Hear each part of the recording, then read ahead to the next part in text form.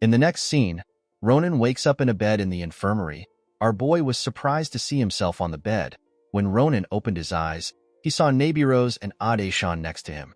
Ade-shan asked our boy if he is alright.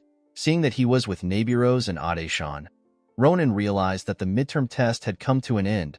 Nabirose told our boy that he and Shalen destroyed a large part of the island. She told him that it will take a while for the school to clean up. She looked at Shalen, who was sleeping on the other side of the infirmary, and told Ronan that he and Shalen had an amazing fight.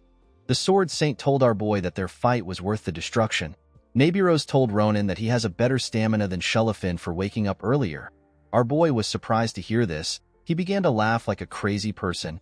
He told his instructor that he won Shalen. The Sword Saint quickly corrected Ronan. She told our boy that it is a different thing for them to decide who won and who lost. Nabirose revealed to our boy that both him and Shalen returned to the academy at the same time. Thanks to this, their match has been judged as a tie, and they will have to share the position of the first place. Our boy was shocked to hear what happened. Oddly enough, Ronan easily accepted the result.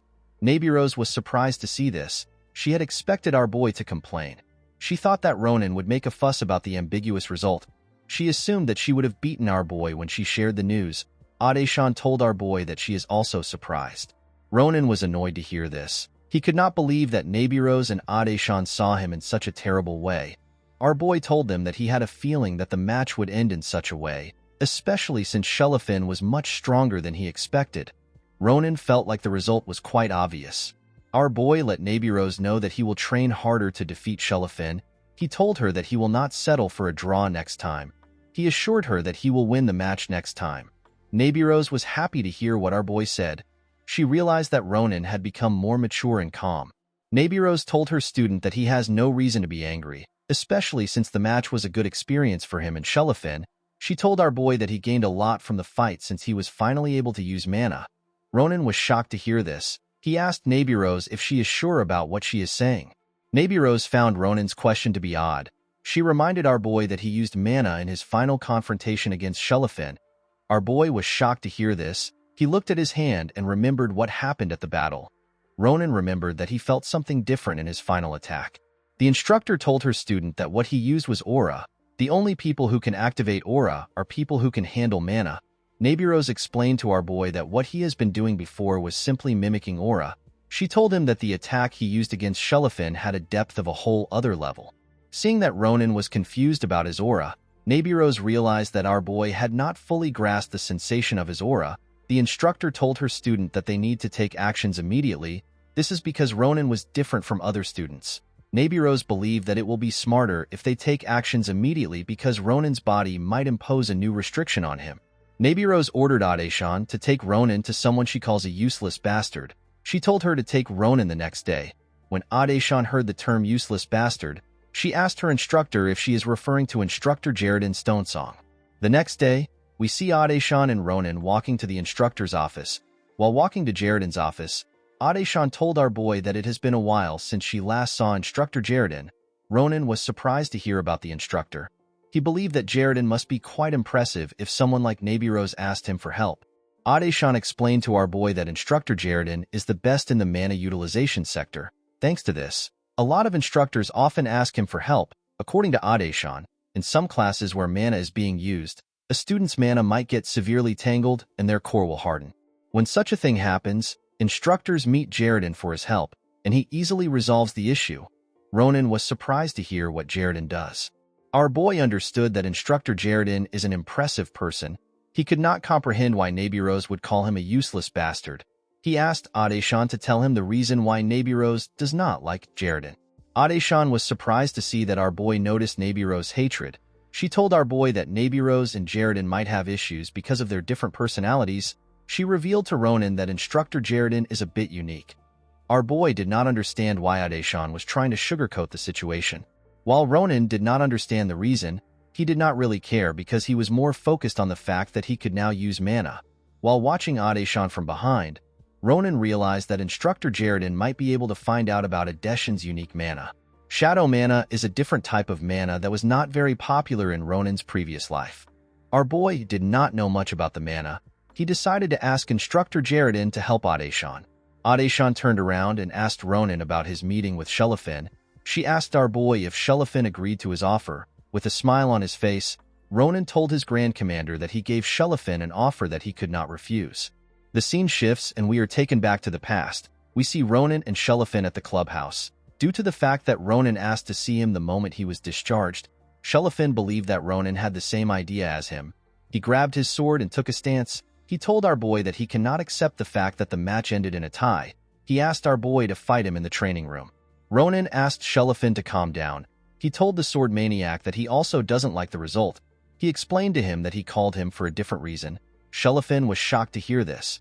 Ronan stretched his hand out and shoved a paper in Shalen's face. He asked the sword maniac to join his club. Shalen could not understand what was happening. Our boy explained to him that he will be able to leave school and gain real-world experience. He assured Shalen that he will not be bored if he joins the club. Shalen could not comprehend what our boy was saying. He did not see a reason to fraternize with an enemy he plans to defeat. With a look of anger on his face, Shalen told Ronan that he does not like wasting his time. He turned around and decided to leave. Upon seeing that Shalen was walking away, Ronan decided to release his secret weapon. With an evil smile on his face, Ronan told Shalen that it is a shame that he cannot join the club.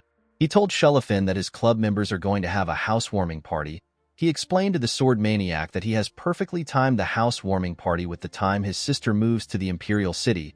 Shalen snapped when he heard this. He clenched his fist in anger. He quickly turned around and asked Ronan if Iroh is truly moving to the Imperial City. Shalen ran back to Ronan. He asked our boy to tell him more about Iroh. He asked Ronan if his sister is moving to a safe neighborhood. He asked our boy if he has prepared guards that will help his sister in moving. With a petty look on his face, Ronan told Shalen that he cannot share personal information with someone who is not a club member. He told the sword maniac that he might share the information if he joins his club. The moment Ronan said this, Shalen took out a pen and signed the paper at a frightening speed. The ink splashed all over the room when Shalen signed the paper. Some of the ink got on Ronan's face.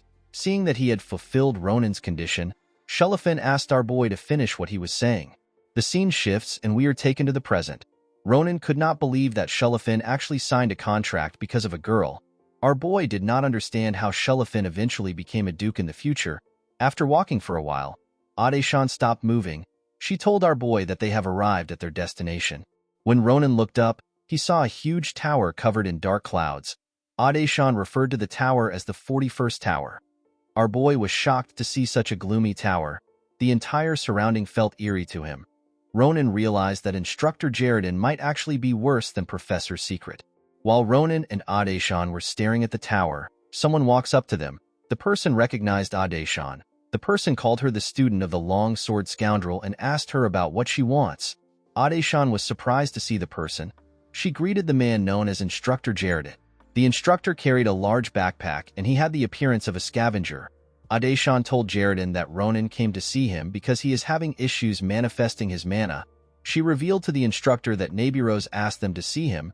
Shalen was surprised to hear that Nabirose asked a student to see him simply because of mana manifestation.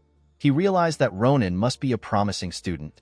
Our boy wanted to greet the instructor. Shalen asked him to not waste his time. He asked Ronan to tell him the amount he has prepared. Our boy did not understand what Shalen was saying. The instructor told our boy that he does not do volunteer work. He explained to Ronan that he must accept a fee for working outside work hours. With a serious look on his face, Shalen stretched out his hand and asked Ronan if he has prepared money. Guys, we have come to the end of our video. If you guys want part 32 of this recap, let me know in the comments section. Don't forget to like and smash that subscribe button for more recaps. See you guys later.